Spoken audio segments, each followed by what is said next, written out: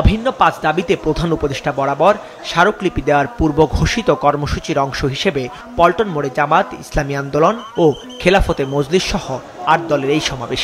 সকাল থেকেই মতিঝিল, বিজয়নগর ও গুলিস্তান সহ রাজধানীর বিভিন্ন এলাকা থেকে মিছিল নিয়ে নেতাকর্মীরা জড়ো হতে থাকেন সেখানে। বেলা ১২টার পর সমাবেশে বক্তব্য রাখেন ৮ দলের নেতারা। এ সময় নভেম্বরে গণভোটের দাবি আদায়ের বিপক্ষে দেশি বিদেশি ষড়যন্ত্র চলছে বলে জানান তারা। দাবি আদায় না হলে আঙ্গুল বাঁকা করা অর্থাৎ কঠোর আন্দোলনের হুঁশিয়ারি দেন তারা।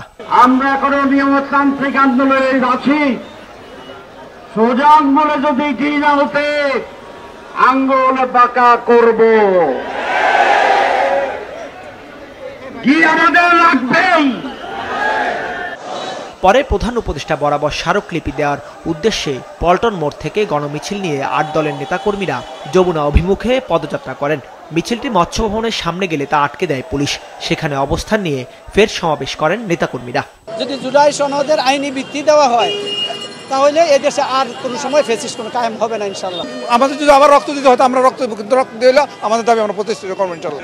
পরে স্মারকলিপি দিতে যমুনায় যান দলগুলোর প্রতিনিধিরা। এ সময় প্রধান উপদেষ্টার পক্ষে স্মারকলিপি গ্রহণ করেন শিল্প উপদেষ্টা আদিলুর রহমান।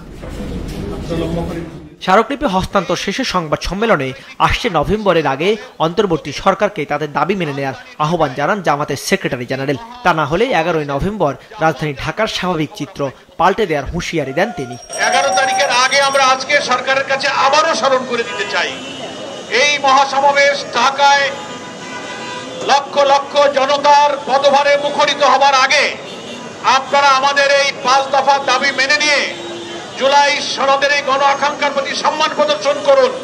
তা না হলে ১১ তারিখে রাজধানী ঢাকার চিত্র ভিন্ন হবে ইনশাআল্লাহ।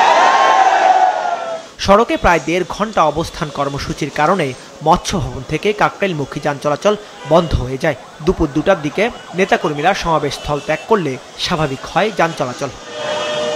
দাউদ হাসান, মাছরাঙা সংবাদ, ঢাকা।